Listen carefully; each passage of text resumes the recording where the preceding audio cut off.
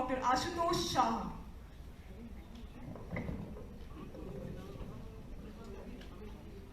Good morning, everyone, and it's extremely a great feeling to be here and to be chairing a session, such an important meeting, and it was really a treat to have attended the lectures that we just heard. So now it's a great pleasure for me to invite the next speaker, Dr.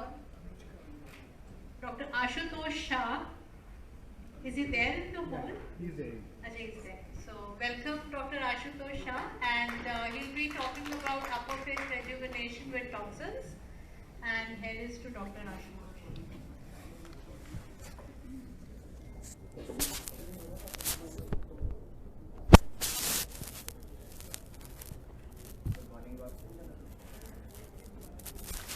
Good morning, all.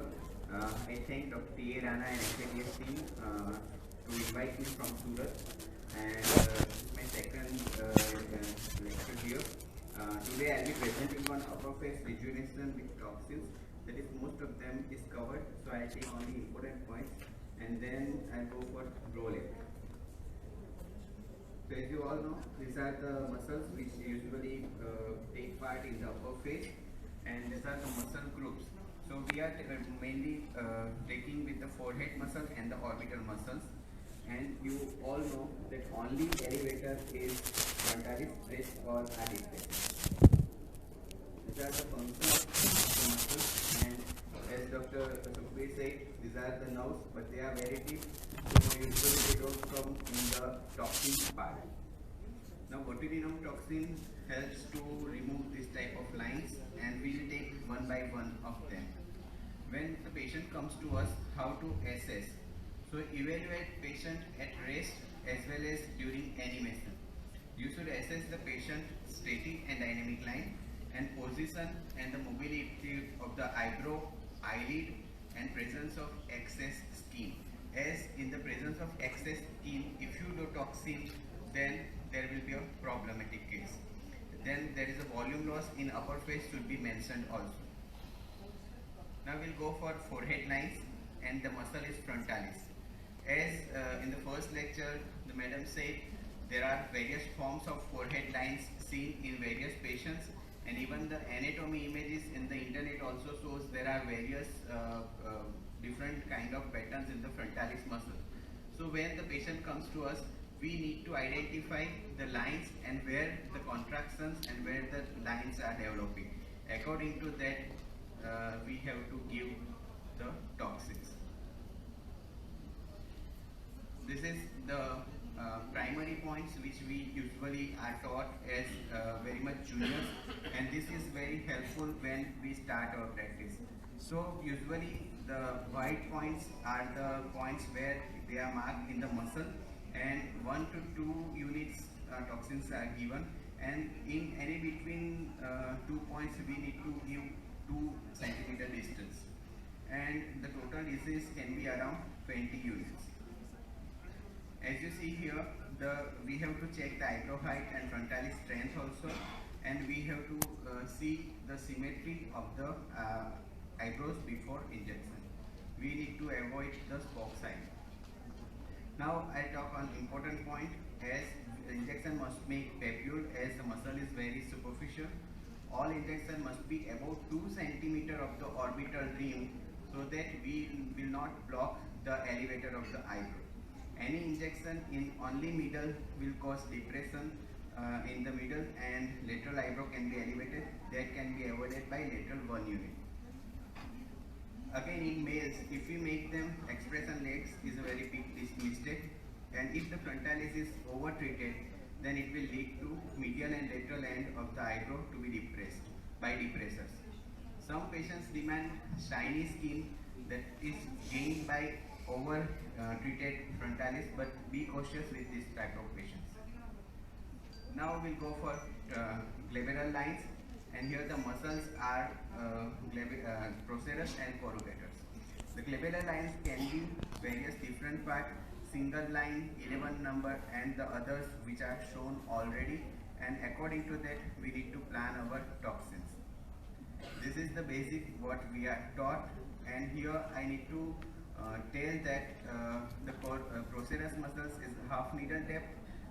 The green points are the muscle belly of the corrugator, which is just bone deep.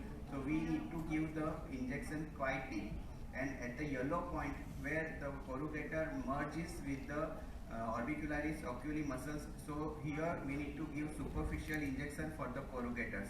Usually the corrugators extends beyond the mid pupillary line also, but it is advisable not to follow the corrugators after the mid pupillary line, as after mid pupillary line if we give injection less than 1 centimeter size, then LPS can be affected, and LPS affected can cause brotosis, the litosis.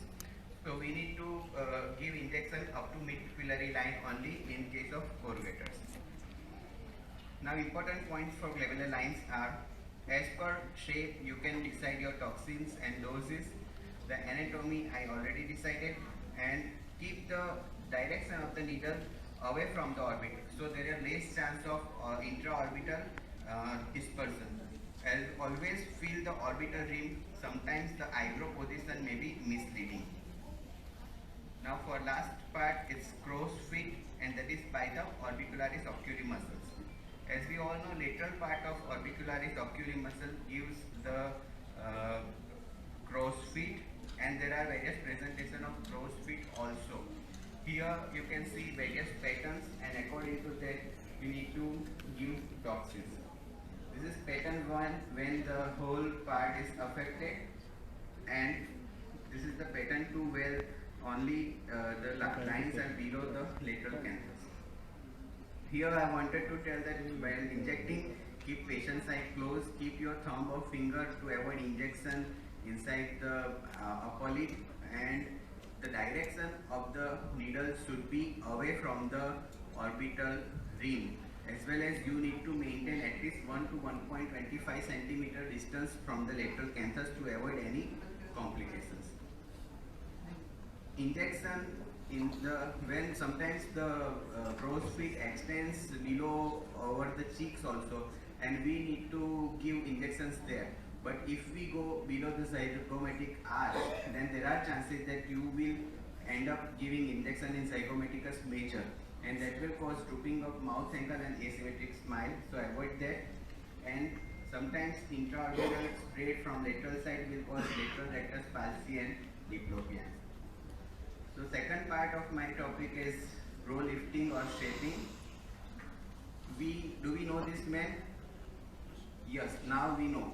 So eyebrows are very much important in our look, and various patterns of eyebrows are there. They vary in their thickness, they vary in arch height, even arch shape is more important. And nowadays patients are becoming so cautious about this new thing which is coming out. It's called non-surgical brow lift. Even the difference between male and female preferences are also there. So how to decide the best arch for the patient is your lateral tip point. If you go vertical, it is the start point of your eyebrow, and if you join the tip point to the lateral angle of the eye, it will give you the end of your eyebrow. If you join the lateral tip point to mid pupillary point, then it will give the transaction is the highest arch, which is nowadays believed to be a good arch shape. So nowadays we are going from rejuvenation to pure enhancement. So brow lift client will not always be a wrinkle client. So we need to give very minimal doses to give this type of results. Now it's a play between elevators and depressors. So if you understand anatomy base, you can do these things very well. For assessment of the patient, you can see you need to see whole movement of the eyebrows, the strength of the frontalis muscle, and as some previous speakers said that cameramans and they have glabellar are more powerful. So we need to identify that. We need to assess the natural shape of the brow, and we need to identify always that whether the brows are plucked or tattooed. We should start cautiously and understand what is the demand of the patient, and then we decide how much doses to be given. When you need to plan for this, you give patient to close the eyes, relax the whole frontalis and forehead, then open eye, and in straight gaze you should mark the things. Any existing asymmetries in eyebrows should be marked, and any lid ptosis also should be marked on paper. Lid ptosis can be mild, moderate or severe. You can give patient mirror, explain them the asymmetry. They may be ready to correct the asymmetry also. So now the aim is brow shaping is to weaken the portion of the elevator or depressor selectively to achieve the desired shape. Brow shaping can be done by blocking some part of the frontalis. As we know here, the triangle what is shown here is, if we don't block that triangle, then it will cause elevation of the lateral part. We can do the same with the depressors, toxins also. If we need high arched eyebrow at one point, then we need to block the orbital part of the orbicularis oculis. That is, 2 units are given in the orbital part. This will give elevation to the point which is the injection is given. If patient wants flare eyebrow, then we need to give some more injections in the lateral part, so the whole lateral part of the eyebrows can be elevated. So important points for brow lifts is, patients with eyebrow which is pulled down will give results with toxins. But if the patient's eyebrow is deep seated and the eye is sunken look, then fillers are better to be used with toxins. Temporal filler also can cause elevation of the lateral eyebrow, your results. And skin laxity cannot be improved with toxins, so be aware in aged patients. They are only temporary, and it can lift brow in a subtle manner by only a few millimeters. It cannot give the surgical result. So explain this to patients. Thank you very much for listening. Thank you, Dr. Ashutosh. Very crisp presentation, and I think one important point which is covered is needle depth, which is, I think, covered first by you only, by none of the speakers. So very good point. Needle depth has to be varied according to the muscle. We need to be a muscle depth and injection need. Thank you.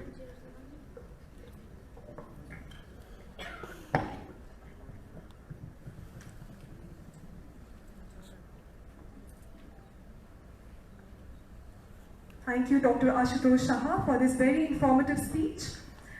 I now request Dr. T. A. Rana to come over the stage and felicitate Dr. Ashutosh Saha.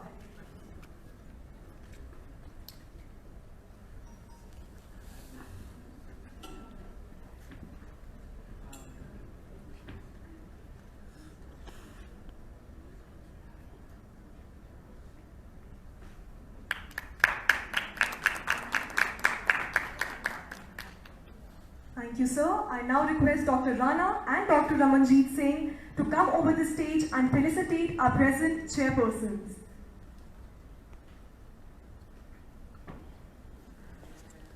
Live बंद कर ले अपना, ठीक है, और ये मेरे photo WhatsApp कर दीजिए। लाइव बंद कर लो।